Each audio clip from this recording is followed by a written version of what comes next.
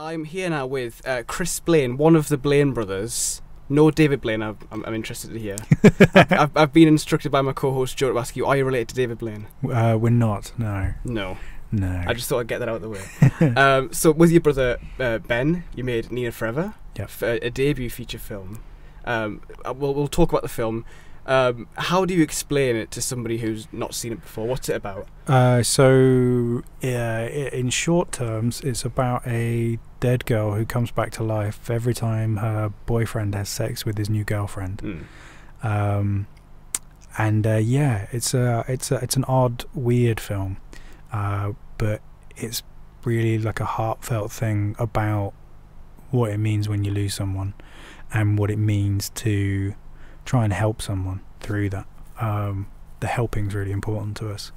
And so basically Holly, who's the new girlfriend, rather than freak out and never go back again, she wants to help, and so she comes back and she tries to help, and so the three of them embark upon this quite weird relationship.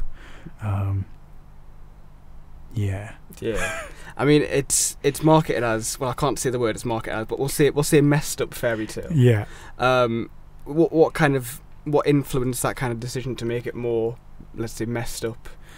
So we knew we always wanted to write something that was deep from within our own weird, twisted souls, and actually it was as much about us going through losing people. And the weird bit about grief, when you see it on screen so often, it's just that, oh, here's somebody and they're sad because somebody died, and that's it.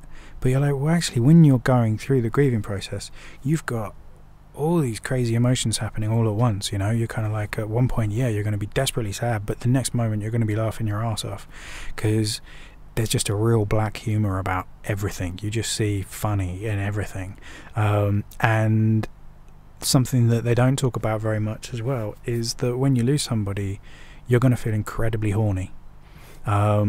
So like in Wedding Crashers, when what's his face, Will Ferrell, is at the funeral, he's crashing funerals, and you're like, yeah, there's a reason for that. There is a reason for that, and that is because you have this huge longing, and the person that's most important to you is no longer there, and so you've got this huge hole to fill, and you're going to fill it with anyone. And I've seen so many people fall for people. I mean, I have as well. You know, you end up falling for people that you would never actually expect to, and it just happens because you've got this huge urge and this huge need within you, and that was really important to us in terms of what we're writing about with this film, and so that's why it is so messed up. Yeah, and I suppose it is a lot darker than people might expect. You know, it gives off the impression, when we saw the trailer on Reddit a few months before the film was released on Blu-ray, and then we were intrigued by it. I mean, first of all, because I had Fiona O'Shaughnessy, who was fantastic as Jessica Hyde in Utopia. Yeah. I mean, that must have been a contributing factor as to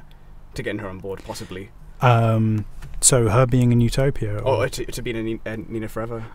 So in terms of her being in Nina Forever, that's literally our casting agent saw her on Utopia in the first episode of Utopia and said, she's our Nina, Nina, we have to get her, she's amazing. And she brought her in, and we'd been searching for a long time. We did lots of auditions, and we hadn't quite found the Nina that we had imagined. We'd got a couple of people that were potentially going to be great in their own different way, and then Fiona came in and just wowed us. She was amazing. I mean, she'd reached it was that, and I think the fact that the trailer was just so catching, so grabbing, something that we hadn't really seen before, the way it was presented. And I think the film, does a very good job of taking that trailer and fleshing out and being something that's truly extraordinary and sort of different. And like I say, it is a lot darker than people might expect. Darker than most of mainstream cinema. Is that a sort of conscious decision as well, to set it aside completely from what people are used to and what people sort of flock to see? So yeah, we definitely wanted to be writing about the darkness that we were feeling ourselves. but we also wanted to make sure that the black humour was in there and that it is funny. And I mean, you know, different people will take it different ways. We've had a really fascinating experience in seeing the way that the film works with different audiences, and some audiences will laugh all the way through, and some will almost lynch us afterwards because of the experience we've put them through. And you get everything in between, so it can mean lots of different things for different people, but I think generally people understand the heartfelt nature of it, and that we're trying to talk about something real inside of yourself rather than just doing something for larks. So we'll go back to the sort of very beginning, if you like, of your sort of filmmaking journey. It's, you know, it seems like quite a big leap to do, but you know, with your own brother Ben, you made this sort of filmmaking partnership. How did it all come about? What was the sort of, how did you get to that point of making films? So we never thought we were going to be filmmakers. No, Ben always knew he wanted to write. I mean, he was writing plays from like 8 years old or something silly, and I always knew I wanted to do something with pictures. I was always drawing or painting, and then I thought I wanted to get into animation. And I bought this little VHS-C camcorder to do animation with.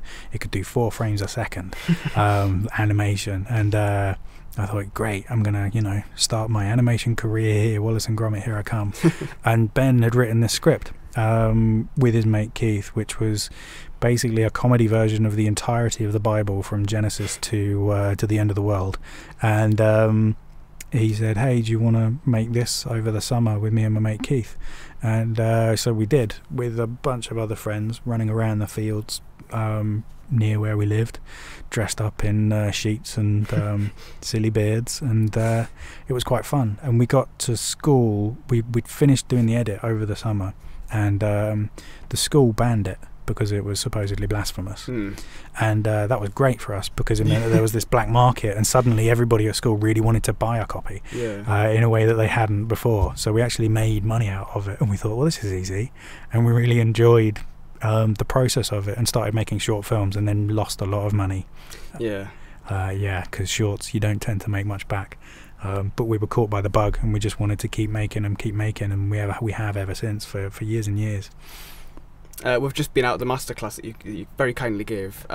Just speaking about the journey from getting to that point of starting to making Nina Forever, and this sort of, I suppose, arduous journey of making lots of things, getting lots of, well, you know, not a lot of progress in terms of getting to that goal of making a film.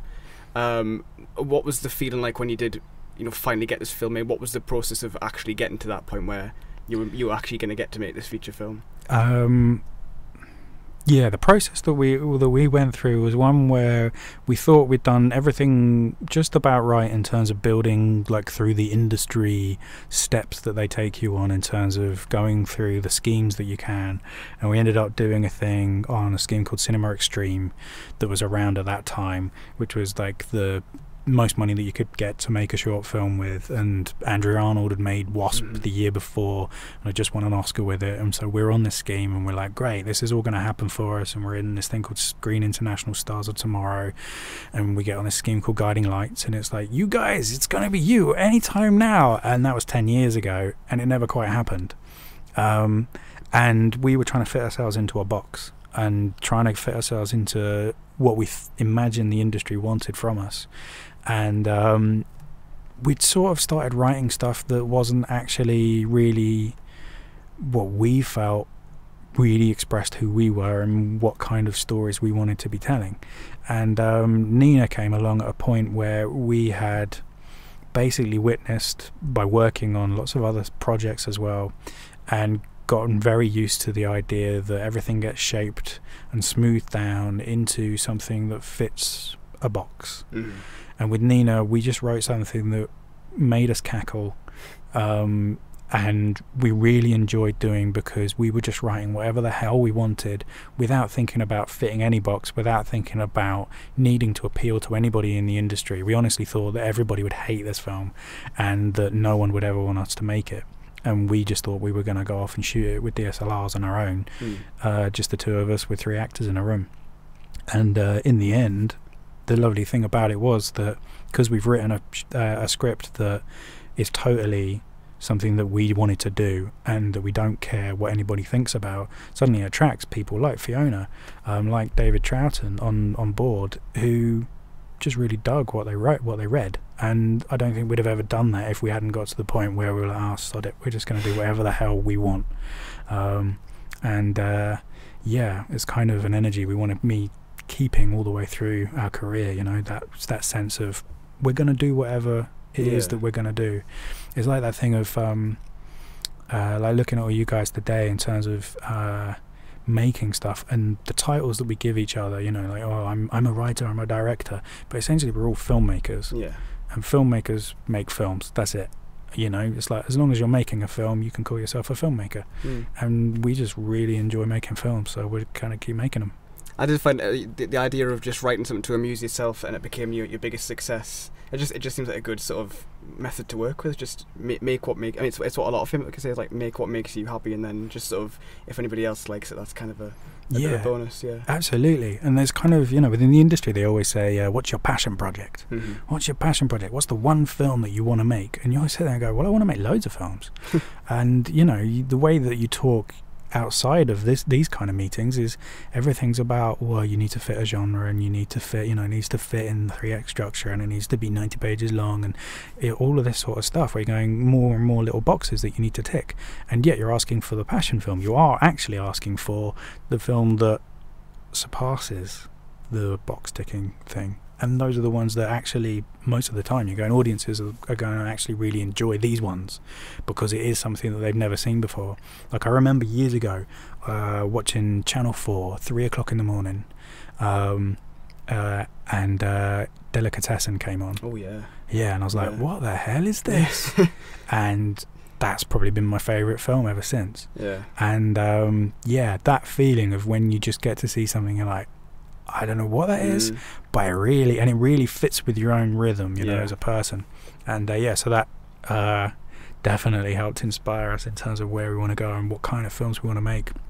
And one of the proudest things for us actually was getting our short film Hello Panda, which was made with Film 4, and it being on at 3 o'clock in the morning on Channel 4, and we were getting emails from people going, what the hell is this? It is. I mean, that particular slot, like sort of the late night Film 4 slot, is that's a good judge of a film, I'd say. Like the ones at 9 o'clock, sometimes a bit hit and miss, but in that late night slot, they're there for a reason. They're always a bit underground, but they're always something a bit special. Yeah, absolutely.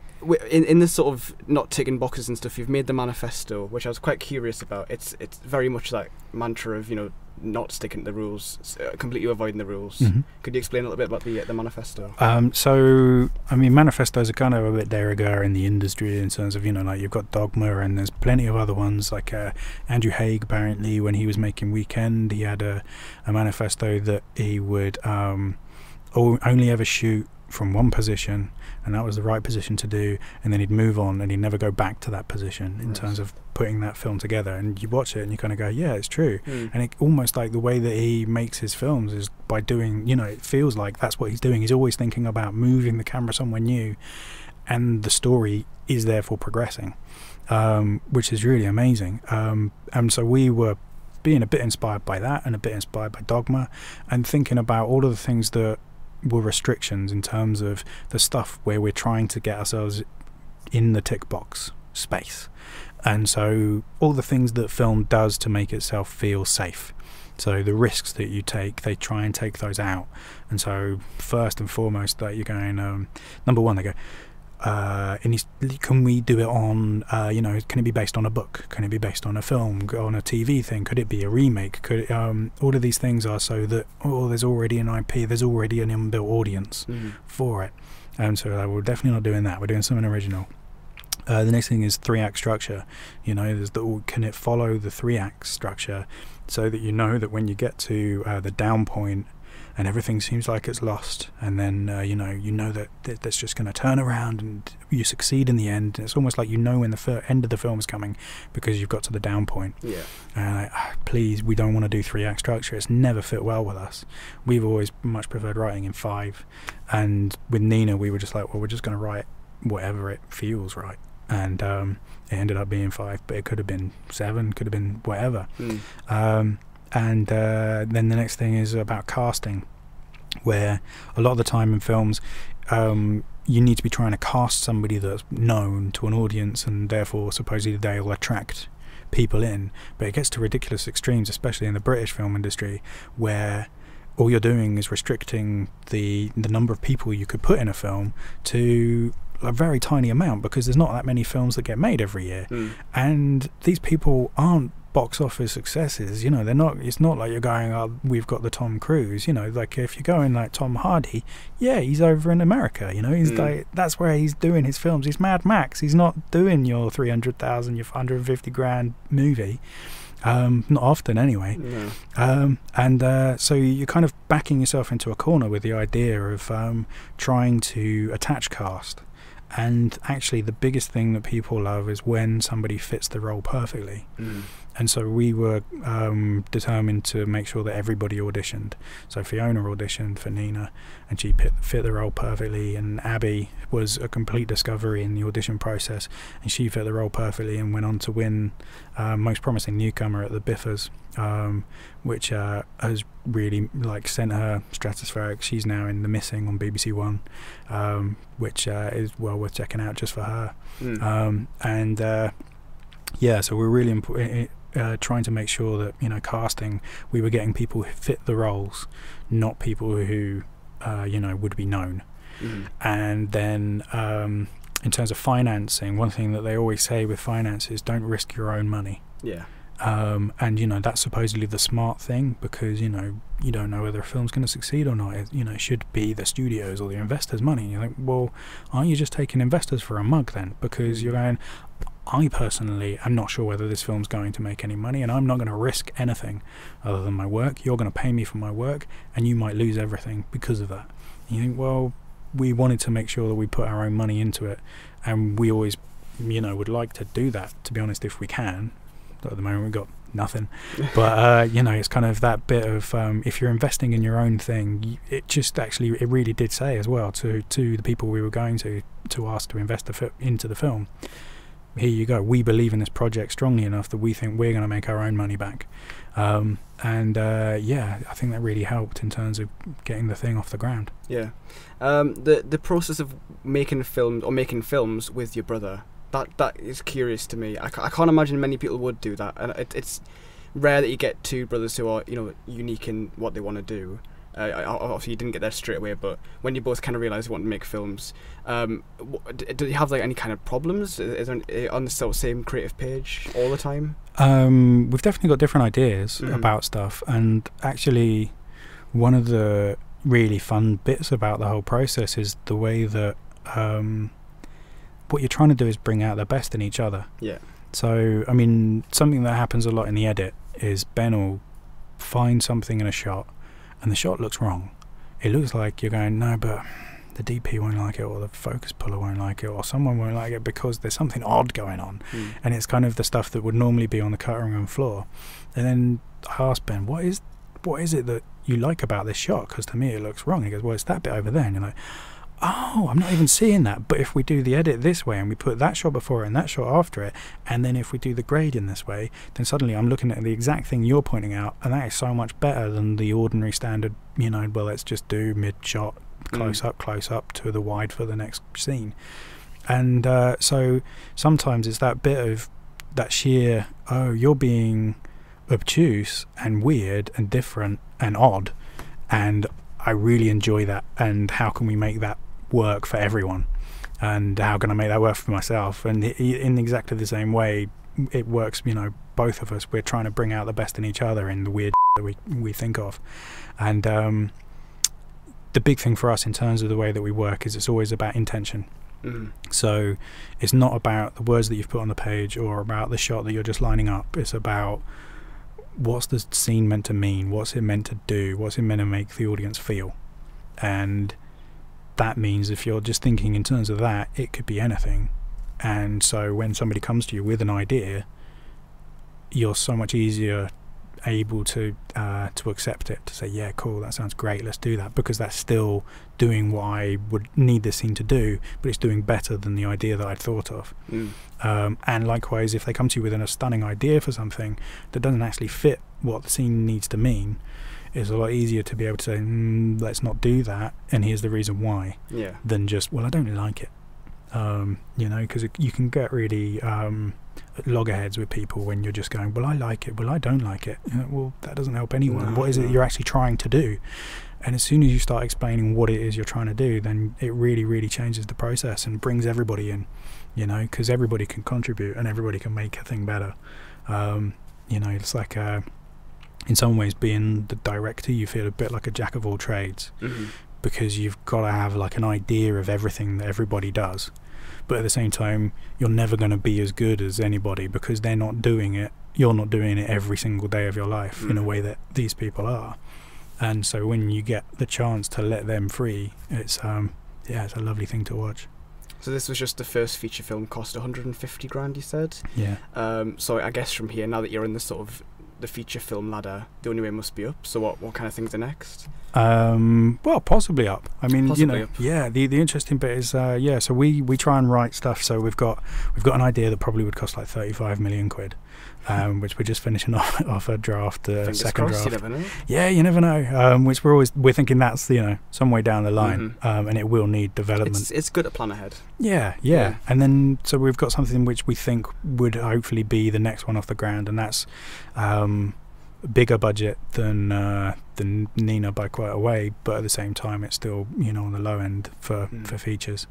And then we've got an idea that is pretty much on the same scale as Nina, and then we've got some ideas of just going off and, you know, using a DSLR and doing something interesting and different that's, you know, done without actually trying to raise too much funding. Because there's so many different ways of making a film now, and you don't have to be totally beholden to, please sir, I want, you know, millions of pounds, please, and then I'll be you'll let me play. So often with making films, you just want to be able to play with it, and so we do have some ideas that, you know, if worse comes to worse, we're just going to go off and shoot ourselves. Well, I think fingers crossed. I mean, if there's anything like Needed Forever, which is it stayed with me for a long time, because it is just one of those peculiar films that you don't know what to expect as such, and it's so much more than you imagined. I can see why it's got such a big sort of fan base online. Certainly that's where we saw the trailer on Reddit, and a lot of people are very intrigued. A lot of people really like the film as well. The reviews have been very good for it.